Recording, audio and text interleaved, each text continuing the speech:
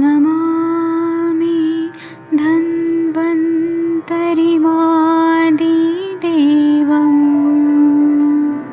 सुरासुरैः वन्दितपादपद्मम् लोके जरामृत्युनाशम्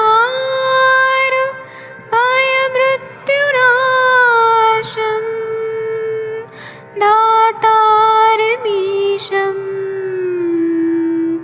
विविधौषधीनां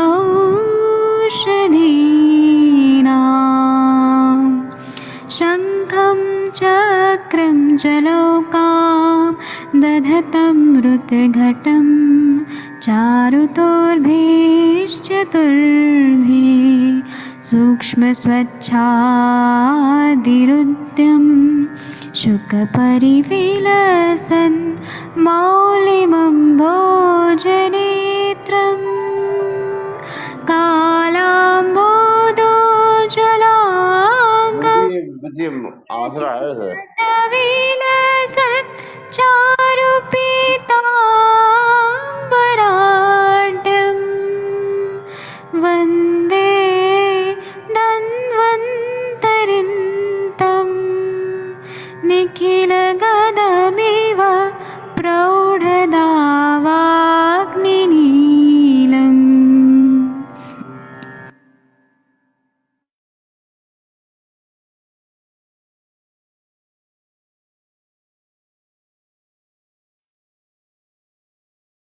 प्रणाम सभी लोगों को। मैं वैद्य अरविंद पाठक आप सभी लोगों का स्वागत करता हूँ।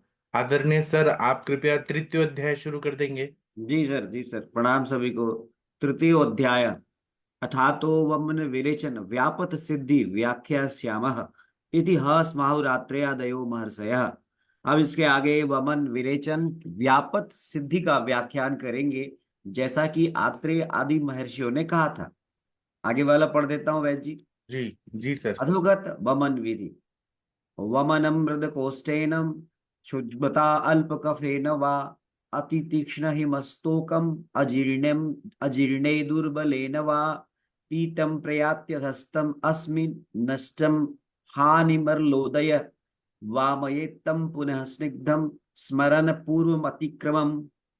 मृदुकोष्ठ वाले व्यक्ति को यदि भूख लगे हुए को या थोड़े कफ वाले को यदि आपने अति तीक्ष्ण अति शीतल या बहुत थोड़ी मात्रा में अजीर्ण में या दुर्बल व्यक्ति को दिया हुआ वमन नीचे की ओर चला आता है, गुदा की ओर चला जाता है, जिसे हम इसका सामान्य व्यापक समझते हैं। इससे अभिप्रेत लाभ नहीं होता, मल वातादि दोषों का उत्क्लेश होता है। इस अवस्था में रोगी का स्नेहन करके प्रथम हुई भूल को बचाते हुए फिर से वमन कराएं। जी वैद्य जी। जी thank you sir, thank you.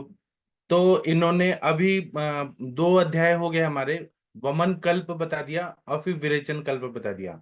अब इसके बाद में वमन और विरेचन का व्यापत सिद्धि, अगर कॉम्प्लिकेशन होते हैं, व्यापत मतलब कॉम्प्लिकेशन उपद्रव, उनका सिद्धि का मतलब उसको ठीक करने का सब उपाय बता रहे हैं। और ये हमारे प्रैक्टिस में ऐसे पेशेंट आते हैं कि वमन देने गए, विरेचन हो गया या बहुत सारे कॉम्प्लिकेशन हो गए, तो हमको कैसे मैनेज करना है, ये सारा प्रैक्टिकल चीज है। थेरोटिकल तो है, प्रैक्टिकल चीज है। तो इन्होंने जो बोला है कि मृदु कोष्ठ वाले व्यक्ति है, जिसको हम थोड़ा भी कोई दवाई देते हैं विरेचन का, तो वो पेट साफ हो जाता है, विरेचन हो जाता है। जैसे कि मनुका वगैरह भी दिया तो उनका पेट एकदम हल्का होता है, मृदु कोष्ठ वाले होते हैं। या जिसको भूख लगा हुआ है या थोड़ा कफ वाले पेशेंट है, या फिर उनको हमने मेडिसिन दिया, वामक मेडिसिन दिया, तो उनको अति तीक्ष्ण अति शीतल या थोड़ी मात्रा में या अजीर्ण में या दुर्बल व्यक्ति को वमन दिया, तो ये उल्टा होता है, व्यापक मतलब नीचे की ओर विरेचन करने के लिए तरफ जाने लगता है, मल वातादि दोषों का उत्क्लेश होता है। तो हमें स्नेहन करके भूल को बचाते हुए, मतलब हमसे गलती हो गई है कि हमने कोष्ठ परीक्षा नहीं किया, हमने उसकी अवस्था नहीं देखा है, उसका कफ बहुत कम है लेकिन हमने वमन कराने का सोच दिया, दुर्बल व्यक्ति और उसको वमन कराने का सोच दिया। बहुत सारे पेशेंट ऐसे दुर्बल व्यक्ति आते हैं जिनको वमन का दवाई पीते ही लूज मोशन शुरू होता है डर के मारे, या हम ठंडा दवाई दे दें या तीक्ष्ण दवाई दे दें या थोड़ा मात्रा में दे दें। ऐसे सारे कंडीशन को बचाते हुए फिर से वमन कराने के लिए इन्होंने कहा है। जी, इसका टीका पढ़ना है। शशि मैम आप पढ़ देंगी? मैं अर्थ बताता हूँ। शशि मैम, मनीषा मैम, कोई पढ़िए प्लीज। जी सर थोड़ा। अच्छा मैम पढ़िए प्लीज। आप पढ़िए मैम, पढ़िए। पढ़िए। एक सेकंड। तृतीय अध्याय ऐसे नीचे पढ़िए, अथ वमन हाँ विरेचन। हाँ हाँ, पढ़ रहे हो। थोड़ा सा मैं सूची बड़ा कर लूं तो पूरा चश्मा लग शो गया के है लिए। मैं आपको हाँ, दवाई भेजूंगा, आपका चश्मा उतर जाएगा। बमन विरेचयोर व्यापत अय अयथाशास्त्रम अनुष्ठेयमान गदोत्पत्ति तस्या वमन विरेचन व्यापद सिद्धि साधन चिकित्सिता वर्णिध्याम।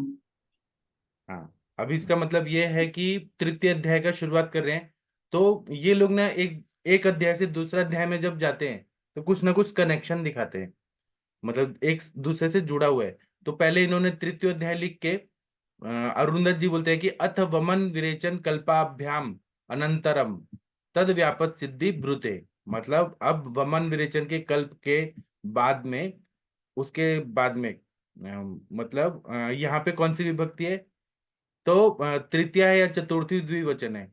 वमन विरेचन के कल्प के, दोनों के कल्पों के बाद, अनंतर उसके बाद में तद व्यापक सिद्धि, उनके कॉम्प्लिकेशन को ठीक करने का, सिद्धि ब्रूते उनको सिद्ध करने का ऐसे अध्याय बता रहे हैं। फिर बाद में श्लोक बोले, अथा तो वमन विरेचन व्यापक सिद्धि व्याख्या से हमारे इतिहास माहू आत्रादियो महर्षिया, ये बता दिया। इसके बाद में, और ये गद्य सूत्र है। गद्य और पद्य आप लोगों को मालूम है, पद्य जो रहता है वो कविता रूप में रहता है और ये गद्य है। फिर इसके बाद में बोल रहे हैं कि वमन विरेचनयोर व्यापत, वमन विरेचनयो हो, कौन सी विभक्ति है, तृतीया द्विवचन है ना। वमन और विरेचन द्विवचन है, तो वमन विरेचन के बाद में व्यापक बता रहे हैं। इसका मतलब यह है कि अयथा शास्त्रम अनुष्ठान मान्योद्गदोत्पत्ति। अयथा शास्त्रम मतलब शास्त्र के विपरीत हमने कुछ काम किया, अनुष्ठान किया, अनुष्ठेय मानयो। तो गदोत्पत्ति, गद मतलब व्याधि उत्पन्न या उपद्रव उत्पत्ति हो सकता है। तस्या वमन विरेचन व्यापक सिद्धि, इसलिए वमन विरेचन के व्यापक सिद्धि के लिए साधन चिकित्सा, साधन मतलब चिकित्सा, ताम वर्णिष्यामा, अब हम वर्णन करने वाले हैं, यहाँ पे भविष्य काल है, वर्णिष्यामा। आयुर्वेद रसायन टीका पढ़िए, मनीषा मैम आप पढ़ेंगी।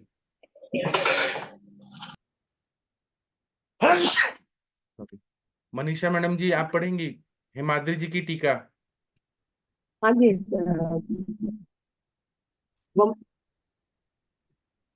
कॉल आ रहा था सर, इसे आयुर्वेद रसायन सर। हाँ जी।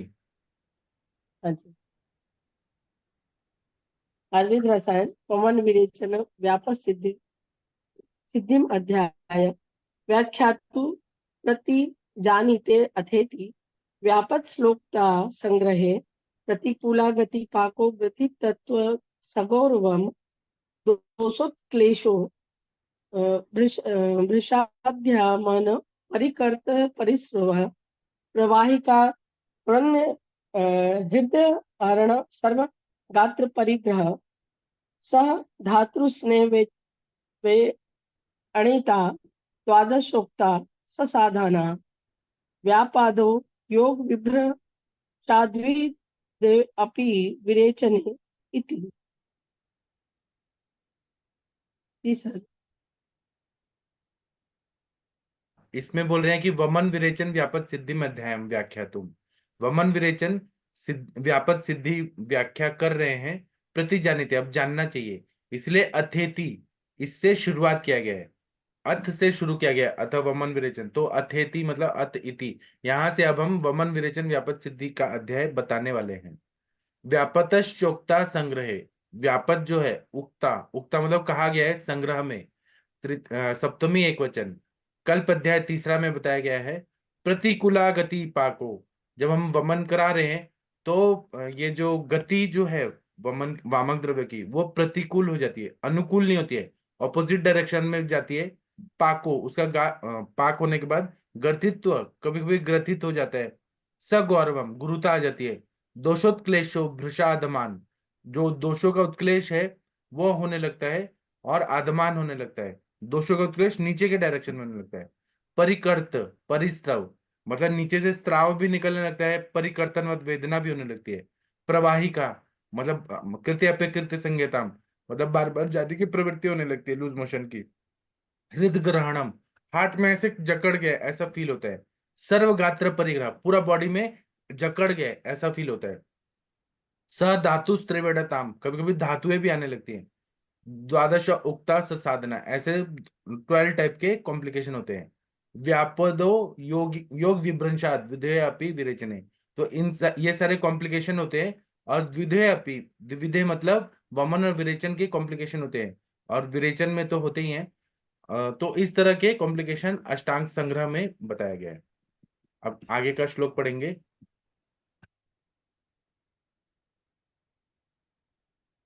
नहीं, ये आगे का श्लोक का भी टीका पढ़ना पड़ेगा। पहला और दूसरा जो है उसका टीका पढ़ना है, क्योंकि वो हमने पढ़ लिया था। ये वाला पढ़ दीजिए, कोई पढ़ना चाहेगा तो पढ़िए। महेंद्र सर आप पढ़ेंगे? महेंद्र सर हैं कि नहीं है? हैं। कोई और पढ़ना चाहे पढ़ सकते हैं। हाँ सर, आप पढ़ दीजिए सर।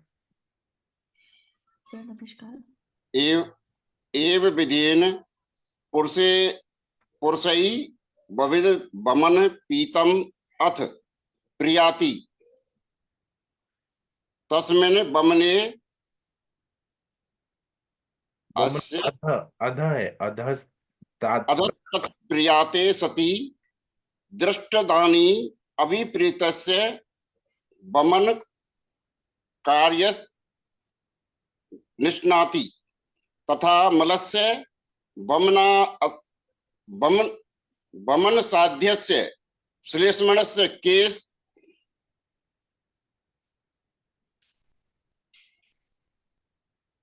श्लेष्मस्य शुष्क रस युक्तस्य वा उदय स्वस्थानस्य आमयकरण प्रति चल, थोड़ा सा टफ पड़ रहा है क्या बड़ा ऊपर ले जाऊं? मेरे पास है, मैं पढ़ता हूं इसको। तथा मलस्य बमन साध्यस्य श्लेष्मणे केव लस्य दोष युक्तस्य वा उदय स्वस्थानस्य आमकरण प्रति चल प्रबल के च तय पुरुष पीतम अनम प्यावंत पुनः स्निग्ध बामयेत पूर्व स्निग्ध अपीति पुनः शब्दास्य अर्थ कथ बामयेत स्मरण पूर्वम अतिक्तकम यतो अतिक्रमात् पीत बमनो अप्यसौ पुरुषो बमन कर्मणे फल नाप्तवान तम अतिकम अपराध स्मरण चातसी कुर्बाणो च त्वम एव बामयेत। हाँ, इसका मतलब ये है कि एक एक शब्द का अर्थ बता लें। एवं विधेन पुरुषेणम विविधा वमन पीतम अधः प्रयाति, इस तरह से हमने किसी पुरुष को वमन का द्रव्य दिया और उसको पीने के बाद उल्टी नहीं आ रहे। तस्मिन, उसको, वमने अधः तात प्रायते सती, उसका वमन जो द्रव्य है वो नीचे जा रहे, अधः तत् प्रायते सती। इष्ट हानि अभिप्रेत से वमनस्य कार्यस्य निष्पत्ति, मतलब उसके वमन का कार्य जो है उसका निष्पत्ति नहीं हो रहा है। तथा मलस्य, मतलब उसका जो वमन जो है वो मल रूप नीचे आने लगा है। वमन साधस्य श्लेष्मण केवलस्य अन्य दोष युक्तस्य वा, उसमें कफ नहीं है, कफ अल्प है या है ही नहीं, और अन्य दोष युक्त है। उदय मतलब स्वस्थानस्य वामन कारण प्रति चल प्रबल के च, जो हम वमन का द्रव्य दे रहे हैं वो ऊपर नहीं आ रहे, स्वस्थान में न आके वह चल प्रबल के मतलब वो अलग डायरेक्शन में जा रहा है। तम पुरुष पीत वमनप्यवांत पुनः स्निग्ध वामेत, उसको उल्टी नहीं आ रही है तो फिर से उसको स्निग्ध करना है, स्नेह पिला के और उसको उल्टी कराना है। पूर्वम स्निग्ध पीति पुनः शब्द से अर्थ, फिर से स्नेहन करना है, स्निग्ध करना है, ये शब्द का अर्थ है। कथ वामेत, किस तरह से करना है, उल्टी कराना है। तो स्मरण पूर्वमति क्रमम, जिस तरह से हमने पहले उसका ये किया है, पूर्व क्रम किया है, उसी तरह उसको ध्यान में रखते हुए करना है। यतो अतिक्रमात् पीत वमनो अप्यसो पुरुषो वमन कर्म फल नाप्तवान, ये भी पिलाने के बाद उसको फिर से उल्टी नहीं आ रही है, तब वमन कर्म फल न आप्तवान, उसको नहीं हो रही है। तम अतिक्रम अपराध, जब उसका नहीं हो रहा तो एक तरह से अपराध है। स्मरण चेतसी कुर्बाणो न त्वमेव वामेत, उसको ध्यान में रखते हुए कि उसको उल्टी नहीं आ रही है तो इसलिए न त्ववेव मेव, उसको नहीं उल्टी आ रही है, इसलिए हमें फिर से उल्टी कराना है। जी, ये वाला पढ़िए, आयुर्वेद रसायन, वमन से प्रतिकूल। आयुर्वेद रसायन वमनस्य प्रतिकूला गतिम आहाय वमनम इति। अति शब्द तीक्ष्ण आदि मिलिन्नान्वी संबध्यते तस्मिन् वमने इद इष्टानि पदा यदर्थ वमन तस्या निरूप्यति मलोदयो दोषोत्क्लेश तय तस्या भूतम स्निग्ध कृत्वा पुनरम आयेत येन सा न्यपजता तत्परहरन्। Thank you sir. Thank you sir. ये वमनम मिति, वमन शब्द से शुरुआत की गई है। इसका मतलब यह है कि वमन प्रतिकूला गति महा, अनुकूल नहीं है, ये उल्टा डायरेक्शन में प्रतिकूल गति के बारे में बता रहे हैं। अति शब्द तीक्ष्णादि भी त्रिविध संबंधित है, वहां पे अति शब्द जो है, तो ये जो द्रव्य है वो अति तीक्ष्ण हो गया है। फिर उसके बाद में शीतल है, वो ठंडा है, और वो उतना पावरफुल नहीं है, ये संबंध लगा है। तस्मिन वमने, मतलब उसमें वमन में इष्ट हानि यदर्थम वमन तस्या निष्पत्ति, मतलब वहां पे जो चीज चाहिए वो नहीं मिल रहा है। मलोदयो दोषोत्क्लेश, दोषों का उत्क्लेश अच्छे से नहीं हो पा रहे, मतलब दोषों का उत्क्लेश है लेकिन वो नीचे डायरेक्शन में हो रहा है। तथा भूतम स्निग्धम कृत्वा पुनः वामित, तब उनको स्निग्ध करके पुनः वमन कराना है। ये न व्यापक तत्परिहरण, इस तरह से जो व्यापत होता है उसके लिए तत्परिहरण, उसकी चिकित्सा ये बताइए। जी, एक मिनट रुकिए। हाँ, अब अजीर्ण अगर है, अजीर्ण की अवस्था है तो क्या कराना है? तीसरा चौथा नंबर का श्लोक पढ़ना है, उसको संथा देके पढ़ना है। कौन पढ़ेगा? प्लीज कोई पढ़िए, संथा देके पढ़िए, सब लोग पीछे पीछे बोलेंगे। नेहा मैम, सोनिया मैम, आप पढ़ेंगी? सब लोग पीछे हेलो। पीछे बोलेंगे। जी, हाँ जी। अजीर्ण श्लेष्मवतो ऐसे चिट्ठी व्रजत। की तरह नहीं पढ़ना है, संथा देके पढ़ना है, संथा मतलब देके। कोई वो और कैसे? पढ़िए। हाँ मैम, आप पढ़िए, सब लोग पीछे पीछे बोलेंगे।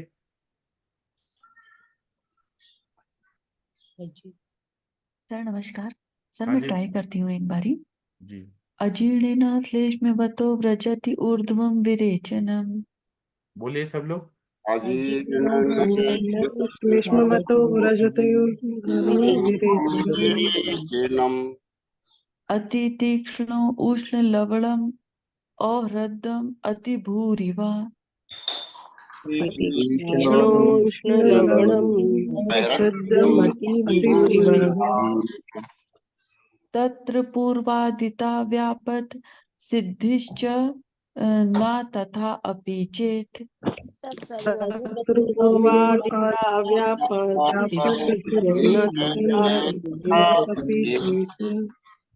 आचये तिष्ठति ततः तृतीयं न अवचारयेत्।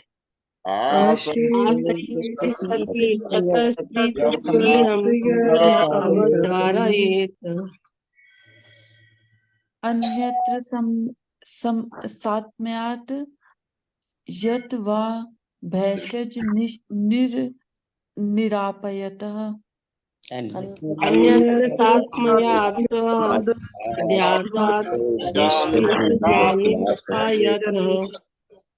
लास्ट लाइन एक बार फिर से पढ़िए, लास्ट लाइन क्लियर नहीं पढ़ा है, एक बार फिर से पढ़िए। अन्यत्र सात्म्यात् औहृद्यात् वा भैषजात् निरपायतः। नहीं, अन्यत्र सत्या सात्मत्यात् इष्टाभ्यात् येषज्ञान निराप्यते। क्या हिंदी वाला पढ़ दीजिए प्लीज। अनिर्याप्यते। सर हिंदी पढ़े। हाँ, हिंदी वाला पढ़िए और अर्थ बताइए, आपको क्या समझा सबको बताइए। अजीर्ण और कफ वाले को दिया हुआ विरेचन ऊपर को यानी कि मुख की ओर चला जाता है। इसी प्रकार अति तीक्ष्ण, अति उष्ण या अति लवण बड़ी मात्रा में या मन के प्रतिकूल दिया गया विरेचन मल का उत्क्लेश या वांछित लाभ की हानि करता है। इसमें भी पुनः स्नेहन करके प्रथम की हुई भूल से बचते हुए रोगी को फिर से वमन देते हैं। यदि फिर भी औषध कोष्ठ में नहीं रहती तो तीसरी बार विरेचन औषध नहीं देवे। परंतु यदि औषध साथ में हो, मन के लिए प्रिय हो, किसी भी प्रकार की हानि नहीं करने वाली हो तो तीसरी बार भी दे दें।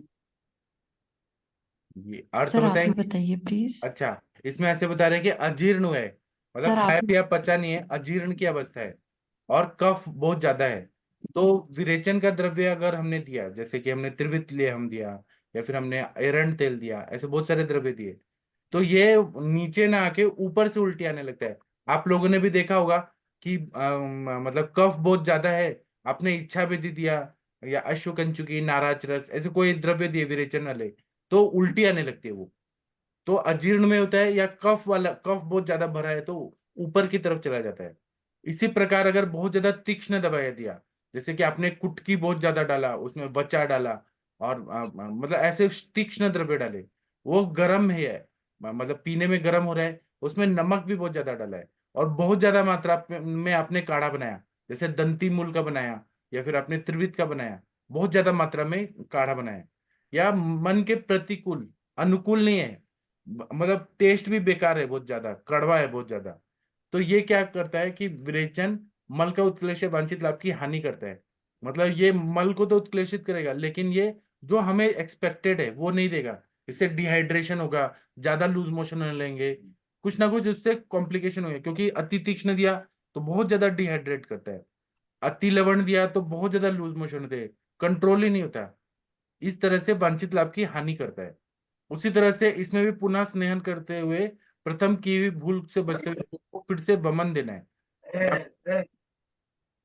पेशेंट को बचाना है तो हम वमन करा सकते हैं, और वमन करके उत्क्लेश करके कफ निकाल सकते हैं। यदि फिर भी औषध कोष्ठ में नहीं रहती है तो तीसरी बार विरेचन औषध नहीं देना है, फिर से नहीं देना है, नहीं तो वो बाद में कॉम्प्लिकेशन, डिहाइड्रेट हो जाएगा। और अगर औषधि साथ में है और उसका पेट ठीक से साफ नहीं हुआ है, तो और मन के लिए प्रिय है, ऐसा हमने जैसे अवलेह फॉर्म में दे दिया है, और तो फिर कोई हानि नहीं करती है, तो तीसरी बार भी हम दे के उसको अच्छे से विरेचन करा सकते हैं। ये बताएं, ऐसा कंडीशन आता है हमारे पास, तब हमें ये करना पड़ता है। इसकी टीका पढ़नी है, प्लीज कोई पढ़िए टीका। कौन पढ़ेगा? सर मैं पढ़ूं? आप पढ़िए मैम।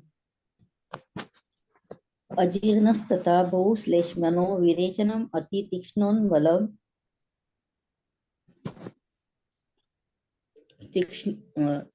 तीक्ष्ण उष्ण लवण हृदय अतिप्रभुतः च पीतम् ऊर्ध्वं यति तत्र तस्मिन् ऊर्ध्व वज्रति पूर्वोक्ता व्यापतः इष्ट हानिर मलोदय इति तत्र तथैव सिद्धि चिकित्सितम् तथा अनन्तरं विरेचन अस्य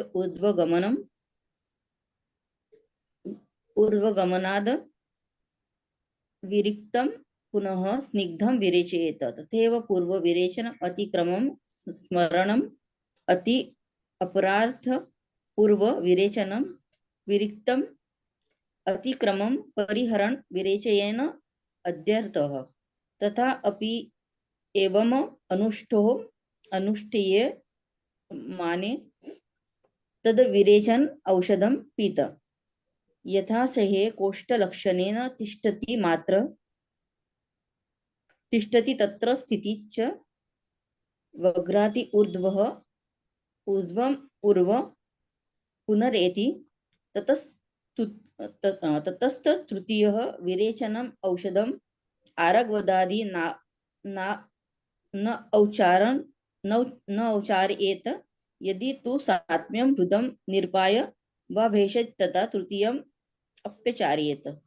हाँ, इसमें बोल रहे हैं कि अजीर्ण की अवस्था है, अजीर्णस तथा बहुश्लेष्मणो, वो ज्यादा श्लेष्मा है, और विरेचन का द्रव्य हमने दिया है तो जो अति तीक्ष्ण है, उष्ण है, बहुत ज्यादा अति लवण डाला हुआ है, और अहृदय मतलब टेस्ट में भी अच्छा नहीं है, और अति प्रभुत मात्रा में दिया है, तब फिर तुम पीतम ऊर्ध्वम याति, फिर उसको अगर हम देते हैं विरेचन का द्रव्य तो ऊपर के डायरेक्शन से आता है। अजीर्ण में भी अगर आपने दिया तो वो ऊपर की डायरेक्शन से आएगा, विरेचन नहीं करेगा। श्लेष्मा भी बहुत ज्यादा है, ऊपर की तरफ से आएगा। तत्र तस्मिन् ऊर्ध्वं वर्जति पूर्वोक्तादिता व्यापत इष्ट हानि निर्मलोदया इति। तो तत्र का मतलब यह है कि ऊर्ध्वम वज्रति मतलब ऊपर की डायरेक्शन में आता है, और जो कहा गया है वो सारे व्यापक होते हैं, और इष्ट हानि जो हमें चाहिए एक्सपेक्टेड रिजल्ट वो नहीं मिलता है, और बहुत ज्यादा मतलब कॉम्प्लिकेशन होते हैं। तत्र तथैव सिद्धि चिकित्सितम, तब ऐसे कंडीशन में हमें चिकित्सा करनी पड़ती है। तथा अनंतर, उसके बाद में विरेचन से ऊर्ध्वगमन आदि विरिक्त पुनः स्निग्धम विरेचित, तब ऐसे कंडीशन में हमें ऊर्ध्वगमन मतलब ऊपर से उल्टी करा देना है और उसके बाद में स्निग्ध करके फिर विरेचन कराना है। अगर कफ ऊपर से निकलना चाह रहा है तो हम क्यों ना वामक द्रव्य देके जैसे कि हम यष्टि मधु दे दें या कोई वामक मदन फल वगैरह दे दें, ऊपर से कफ निकाल के फिर उसके बाद में फिर विरेचन दें नीचे से। तथैव पूर्वम विरेचनातिक्रम स्मरण नितोपराधात पूर्वम विरेचन न विरिक्त मतिक्रम परिहरण विरेचेत इत्यर्थ। इसका मतलब यह है कि विरेचन का अतिक्रम हो रहा है, उसको ध्यान में रखते हुए ये एक तरह से ऑफेंस है, अपराध है कि हमने कोष्ठ नहीं देखा, हमने श्लेष्मा नहीं देखा, हमने अजीर्ण की अवस्था नहीं देखी, हमने विरेचन का द्रव्य बहुत तीक्ष्ण दे दिया, हमने गर्म दे दिया, बहुत ज्यादा नमक डाल दिया, या फिर वो टेस्टी नहीं है, अहृदय है, या बहुत ज्यादा मात्रा में दे दिया। इसको ध्यान में रखते हुए स्मरण नितो अपराधात पूर्वम, मतलब हमसे जो गलती हो गई है उसको स्मरण करके विरेचने न विरिक्तम, मतलब हमको उनको विरेचन वाला नहीं देना है, और अतिक्रम परिहरण मतलब उसका अतियोग ना हो जाए, विरेचेत इत्यर्थ, इस तरह से विरेचन का देने का ये अर्थ बताया, मतलब इस तरह से विरेचन को रोक देना है हमें। तथापि एवं अनुष्ठेय माने तद विरेचन औषध पीता यदाशय कोश लक्षण तिष्ठति न बदनाति और दो में पुनरेति। अब हम ऐसा ये अनुष्ठान कर रहे हैं तो उसमें हमने विरेचन का द्रव्य दिया, कोष्ठ का लक्षण हमने यद्याशय मतलब कोष्ठ का लक्षण में न तिष्ठति न तत्र स्थिति न बदनाति, उसकी स्थिति वैसी नहीं है तो वो ऊर्ध्वम पुनः एति, मतलब पुनः वो ऊपर की तरफ में आती है। तत्त विरेचन औषध आरगवदारी नवचार्य, तब उसमें आरगवत जैसे विरेचन वाले द्रव्य नहीं देना है, न अवचार्य, हमें पहले वमन करा देना है फिर विरेचन देना है। और उसमें भी ये कंडीशन है कि यदि तू साथ में हृदय निरप पाएगा, वो साथ में है, हृदय है, लेने के लिए अच्छा है, निरप पाएगा, कोई कॉम्प्लिकेशन नहीं है, तब मेडिसिन देके त्रितम अवचार फिर तीसरी बार विरेचन कराना है। मतलब इसमें ये बता दिया कि अजीर्ण है, बहुत श्लेष्मा है, और हमने विरेचन का द्रव्य दिया, पेशेंट को विरेचन नहीं होके ऊपर की तरफ से उत्क्लेशित हो रहा है दोष, तो उसमें वमन करा दे, वमन कराने से सारा कोष्ठ शुद्ध हो जाता है, उसके बाद में विरेचन कराना है। उसके बाद भी अगर हमें जरूरत पड़ती है तो फिर विरेचन का द्रव्य देके विरेचन कराना है। ये कॉम्प्लिकेशन से बचाने के लिए चिकित्सा बताइए। ठीक है, अभी मनीषा मैम या नेहा मैम आप भगवान का प्रेयर कर दीजिए क्योंकि टाइम हो गया है। हम नीचे वाली टीका कल पढ़ेंगे मंडे को। सोनिया मैम आप भगवान का प्रेयर एक शब्द में बोल दीजिए कोई, या Manisha ma'am, Neha sir ma'am. एक शनि देवता की याद आ रही है। सर एक शनि देवता के लिए एक उनका स्तुति है, वो करती हूँ, छोटी सी हाँ है सर। जी। नीलांजन समाभासो रवि पुत्रम यवाग्रजम, नीलांजन समाभासो रवि पुत्रम यमाग्रजम, छाया मार्तंड संभूतम तम नमामि शनैश्चरम। इसका अर्थ सर क्या ये है है वो भी बता दीजिए, अर्थ बता दीजिए। नीलांजन समाभासो रवि पुत्रम यमाग्रजम, जो रवि के पुत्र हैं, जो नीला वस्त्र धारण करते हैं, जो यम के भी अग्रज माने गए हैं। छाया मार्तंड संभूतम तम नमामि शनैश्चरम, ऐसे शनि देवता को जो मतलब उनको मैं नमस्कार करती हूँ। जी धन्यवाद सर। ठीक है, तो अभी हम सेशन बंद करते हैं। थैंक यू, प्रणाम सभी लोगों को। प्रणाम सर, प्रणाम सर। हाँ, अभी वीना मैम जो है ना, जो भगवान का प्रेयर करते हैं, वो मेरे पास आ रही है मेरे क्लिनिक में, उनका मैसेज है अभी। ठीक है, तो अब हम शाम को मिलेंगे 7 बजे। थैंक यू, प्रणाम सभी लोगों को, फिर मिलते हैं।